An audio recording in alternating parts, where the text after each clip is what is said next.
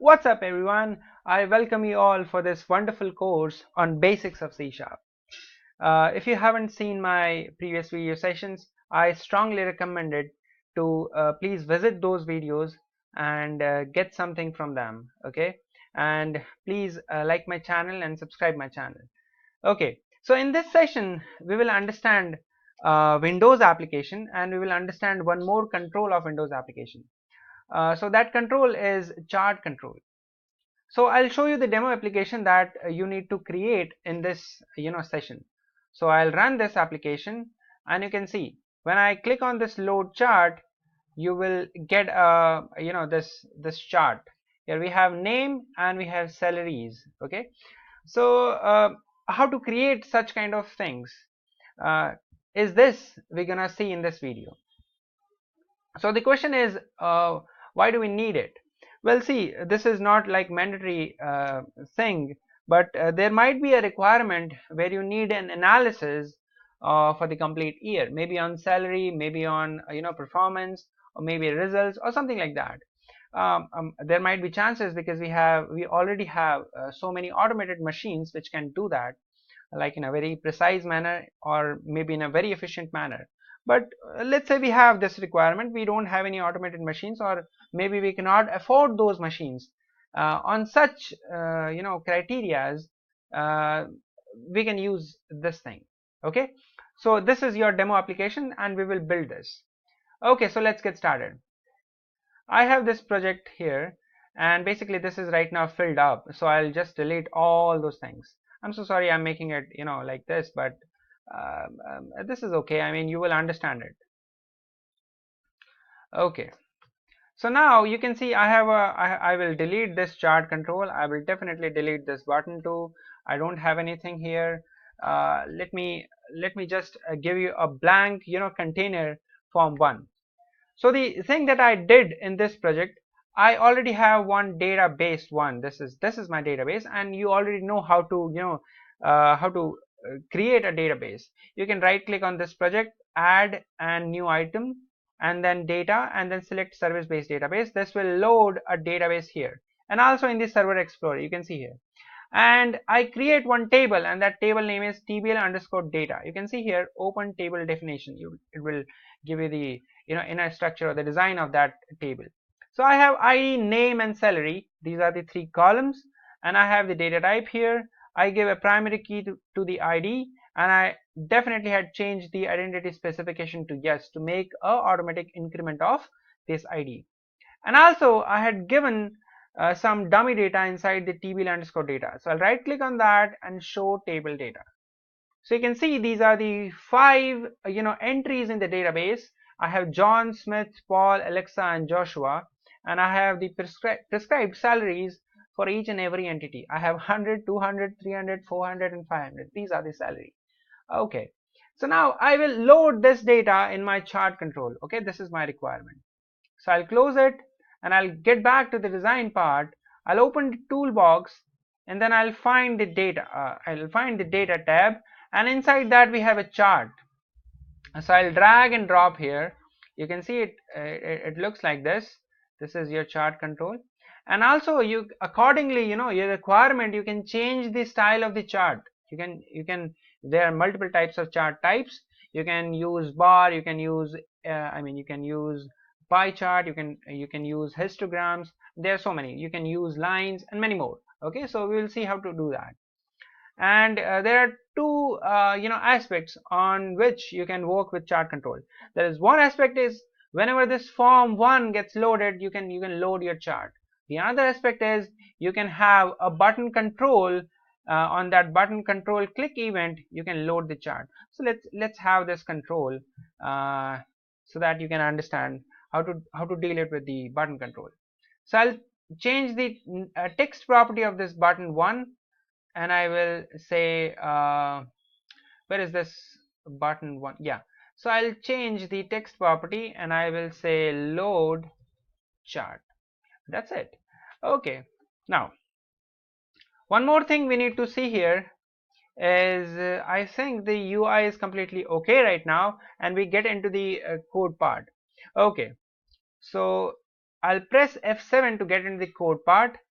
and I'll remove this namespace so that you can understand. Okay, so you can see I'm working with database. So the first thing in ADO.NET, whenever it comes up, the first thing that comes in your mind is the importing of the namespace of ADO.NET. We have to deal with database, right?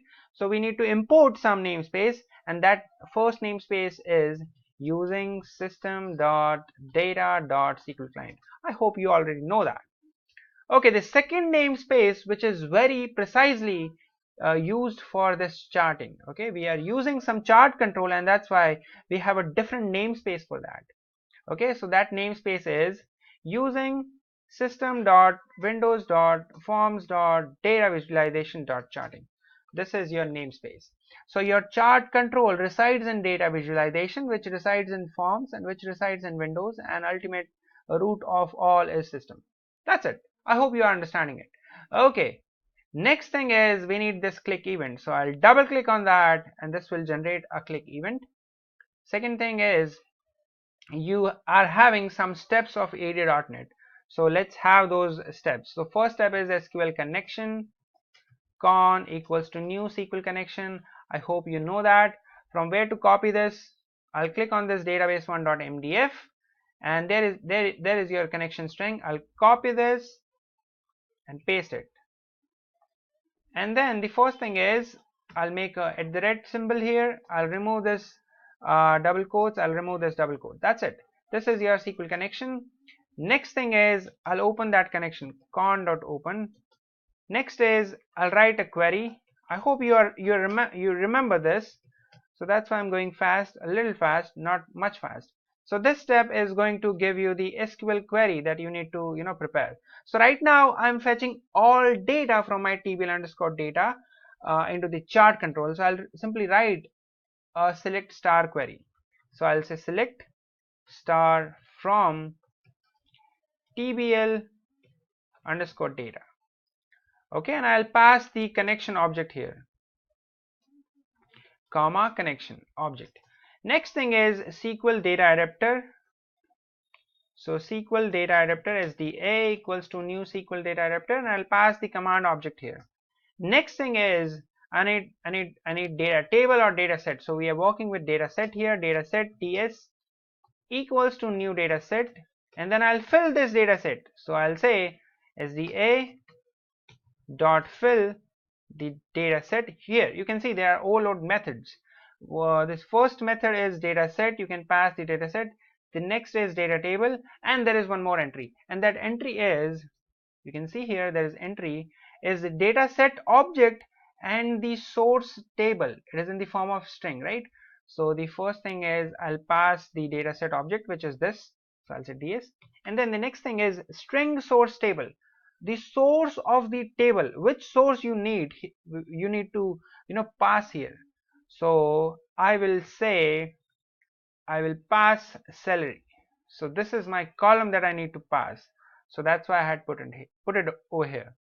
Next thing is let's manipulate the chart control now. So I'll get into the chart one dot the data source.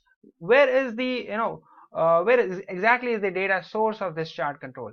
So I will say ds dot tables. So this is the table that is have the data, all the datas, and I'll pass here salary, which is the column here. You can see here, right?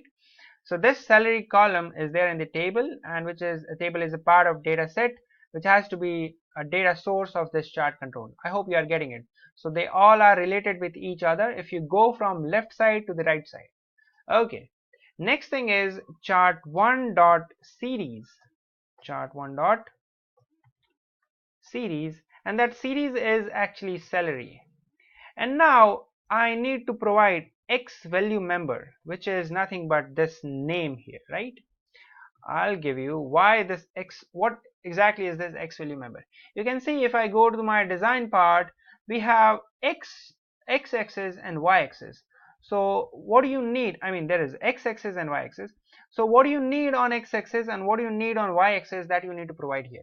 So that exactly the same thing we are providing over here. So x axis will give you the name, and on the same line I will write for the y-axis what I need on the y-axis. So chart1.series salary, and I'll simply say here y, and I'll provide a s over here, and which will give me salary. That's it. Next thing is I need to give a title to my chart control. So that title is going to be floated over here. So let me give some title, dynamic title. So this dot chart 1, and then titles dot add. Please add a title on my chart control. That is, this line is saying. So I'll say the salary chart for 2018 2019. That's it. Next thing is I need what type of chart type you need, right? You need a bar chart, you need a histogram, you need a pie, or what type. So I'll say here chart 1 dot again series, and I'll provide salary, and then I provide a chart type here. The type is coming from series. Come on, typos, not no typos. Series chart type. This is the class where all types are defined. You can see here there is an area, there is a box plot, there is a bubble, candlestick, column, error bar, fast line, bar, and many more. So I'll say bar here. Okay, so you understand this line? This line is giving you the types of chart type. You can have multiple types here. Next thing is you do in the chart control, do you need a label or not? That I'm asking. Okay, so I will provide a chart 1 here dot series, and then I'll say, oh come on, salary, and then I'll ask, is value shown as label? So you need to provide that label in your, you need a label in your chart control or not? So I have a label as name and city. Do you need that label? This name and salary, do you need that label in your chart control or not? So this line is asking you. So I will say please give the label here. So true, and at last con dot close.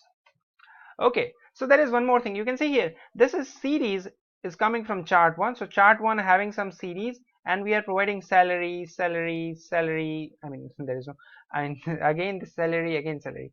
So in the chart control we haven't provided anything. Like in the property there is nothing like that. So we need to change that property.